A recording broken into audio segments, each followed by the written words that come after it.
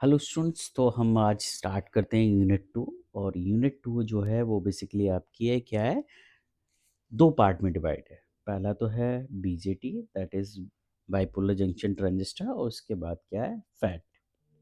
ठीक है, that is field effect transistor. तो सबसे पहले हम बात किसकी करेंगे, बीजेटी की बात करेंगे। ठीक है, तो बीजेटी में जो सबसे पहले सिलेबस में आपका है वो है बीजेटी होता क्या है। ठीक है, तो सिलेबस में तो डायरेक्टली आपका स्टार्ट है कि कंस्ट्रक्शन, ट्रांजिस्टर कंस्ट्रक्शन। बस उससे पहले हम कुछ बीजेटी की बात करते हैं। बीजेटी का जो फुल फॉर्म होता है वो क्या होता है, बाइपोलर जंक्शन ट्रांजिस्टर। ठीक है, सो बाइपोलर क्यों बोलते हैं इसमें, सबसे पहला तो पॉइंट ये आता है कि बाइपोलर हम क्यों बोल रहे हैं। So bipolar because this carried out by to both the charges. मतलब जो भी करंट फ्लो होती है उसमें पार्टिसिपेशन हमारा मेजॉरिटी कैरियर्स का भी होता है एंड माइनॉरिटी कैरियर्स का भी होता है, इसलिए हम इसे क्या बोलते हैं, बाइपोलर। सो आप यहाँ ले सकते हो मेजॉरिटी कैरियर्स एंड माइनॉरिटी, दोनों का इन्वॉल्व होता है। ठीक है, सो माइनॉरिटी कैरियर्स। अब बीजेटी को भी हम क्या बोलते हैं, करंट कंट्रोल डिवाइस भी बोलते हैं। ये ध्यान रखना, this is a current control device. ठीक है, ऐसा क्यों बोलते हैं, क्योंकि जो आउटपुट वोल्टेज होता है या आपका आउटपुट पावर जो होती है वो इनपुट करंट से कंट्रोल होती है, इसलिए इसको क्या हम बोलते हैं, करंट कंट्रोल डिवाइस। तो बीजेटी में आपको ये दो पॉइंट याद रखना कि बाइपोलर हम इसे क्यों बोलते हैं और करंट कंट्रोल डिवाइस क्यों बोलते हैं, कभी कभी 2 मार्क्स में आता है। सो बेसिकली जो बीजेटी था वो सबसे पहले 1951 में डिज़ाइन किया था विलियम चॉकले एंड यो डॉक्टर जॉन बेल लेबोरेटरी में सबसे पहले। एंड इनिशियली अगर मैं बात करूं, जो इसका यूज़ किया गया था वो basically to enhance the electrical signal. ठीक है, इलेक्ट्रिकल सिग्नल को इन्हांस करने के लिए हमने ये यूज़ किया था। तो इसलिए कहीं ना कहीं अभी आपके सिलेबस में आएगा कि BJT as a amplifier, amplifier क्या करता है, इलेक्ट्रिकल सिग्नल को इन्हांस करता है।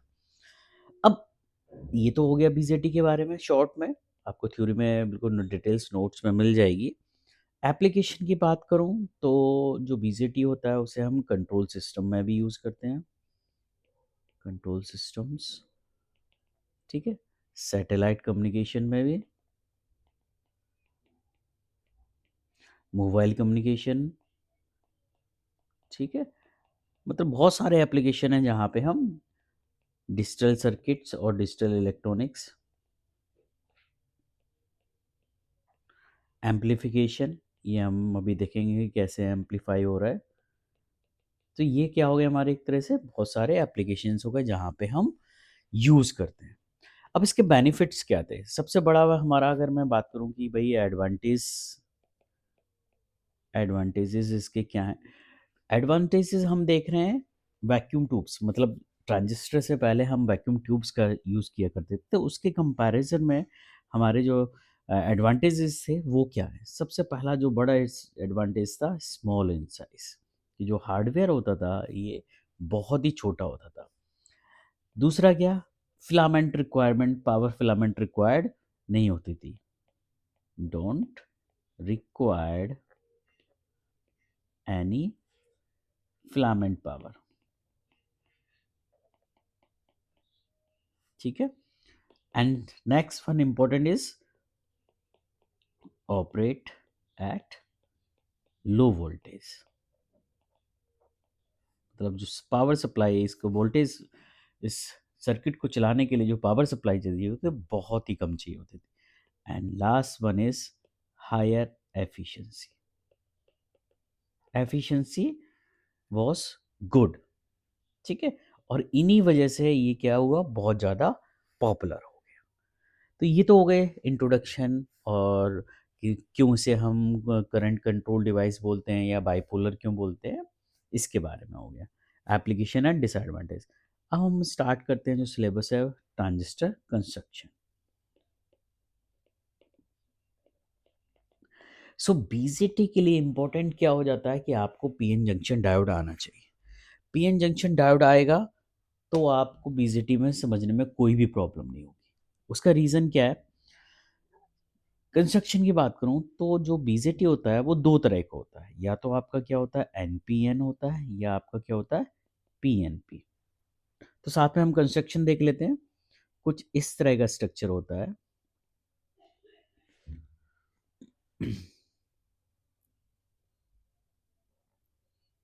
एन पी एन या P N P, P N P, ये स्ट्रक्चर होता है इसका। तो ये दो तरह का होता है, ठीक है।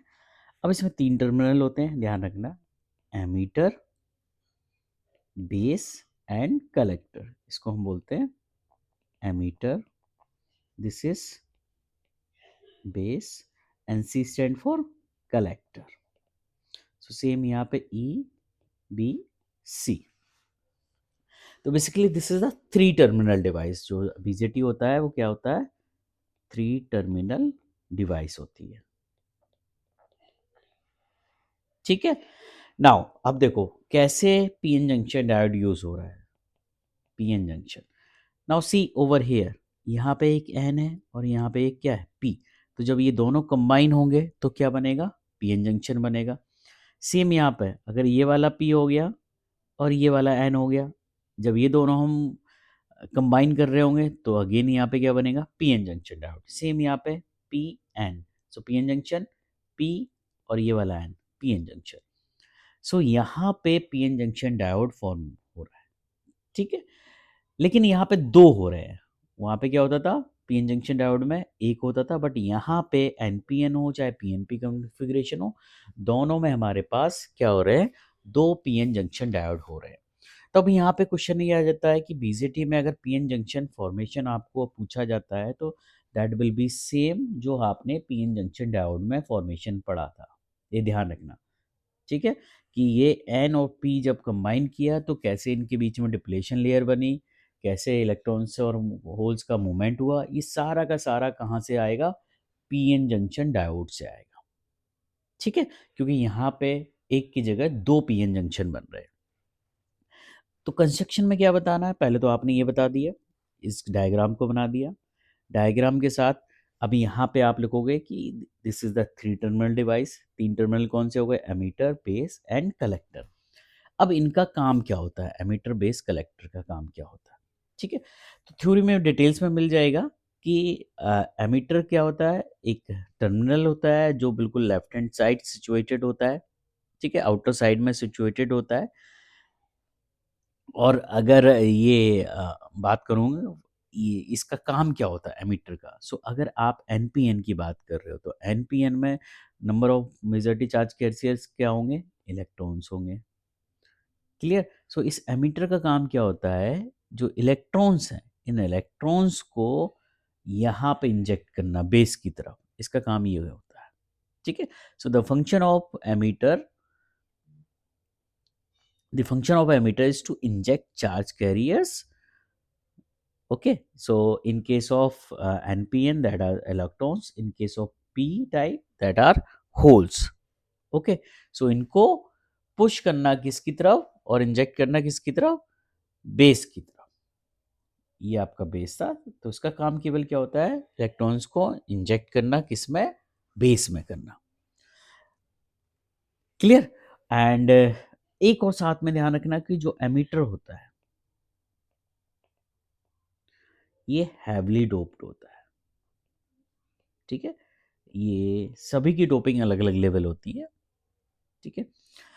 हैवली डोपिंग क्यों होती है? क्योंकि अगर मैं देखूं तो सबसे ज़्यादा नंबर ऑफ चार्ज कैरियर्स यहाँ पे अवेलेबल रहेंगे इस रीजन में, ठीक है।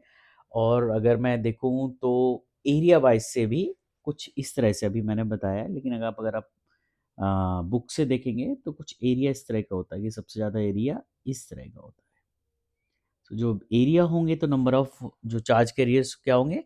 वो ज़्यादा होंगे। तो ये प्री डिफाइन होता है कि क्यों इसका एमीटर का जो एरिया लिया जाता है वो ज़्यादा लिया जाता है, क्योंकि बेसिकली यहीं से हमें इंजेक्शन करना होता है।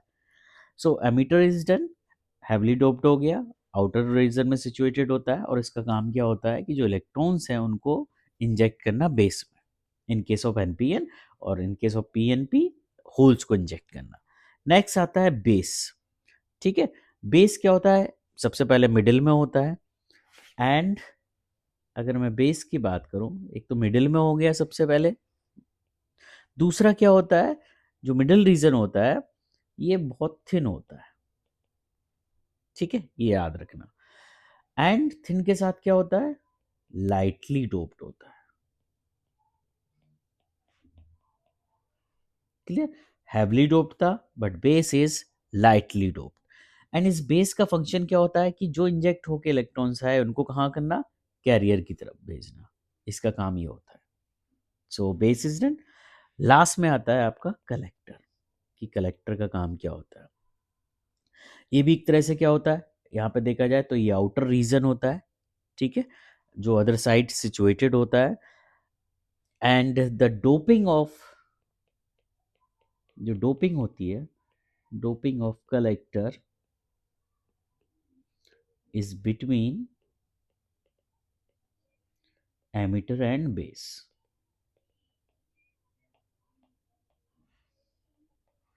ठीक है, इसका मतलब क्या हुआ कि जो एमिटर होता है उससे लेस हैवी डोप्ड होता है एंड जो बेस होता है उससे हाईली डोप्ड होता है। सो जो इसकी डोपिंग लेवल होती है वो एमिटर एंड बेस के बीच में होती है। एंड इसका काम क्या होता है कि जो इंजेक्शन होके आ रहा है उन इलेक्ट्रॉन्स को अपने पास कलेक्ट करना फर्दर प्रोसेसिंग के लिए।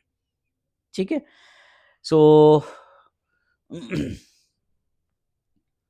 अच्छा, एक चीज़ यहाँ पे मैंने गलती बोल दी कि जो रीज़न वाइज अगर मैं बात करूँ, ठीक है, इसको करेक्ट कर लेना, कि जो रीज़न होता है वो कुछ इस तरह से होता है, this is an, this is P, this is an.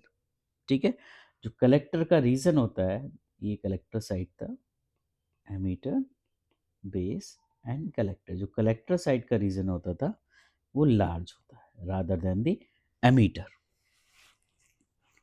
ठीक है, बाकी सबसे ज़्यादा होता है। सबसे कम किसका होता है, बेस का होता है। फिर उससे ज़्यादा किसका होता है, एमीटर का होता है। और सबसे ज़्यादा किसका होता है, कलेक्टर साइड का। ठीक है, so the collector region is physically larger than the emitter region, and the reason for this that the collector has the despite more heat, जब ये जनरेशन होके यहाँ ट्रांसफ़र हो रहा है और ये यहाँ ट्रांसफ़र होके आ रहा है तो कलेक्शन यहाँ पे हो रहा है। कलेक्शन हो रहा है तो यहाँ पे हीट भी जनरेशन क्या हो रही होगी, ज़्यादा हो रही होगी। इसलिए हम कलेक्टर रीजन का जो फिजिकल एरिया है वो हम ज़्यादा रखते हैं। ठीक है, अब फटाफट हम यहाँ पे ट्रांजिस्टर का जो सिंबल होता है,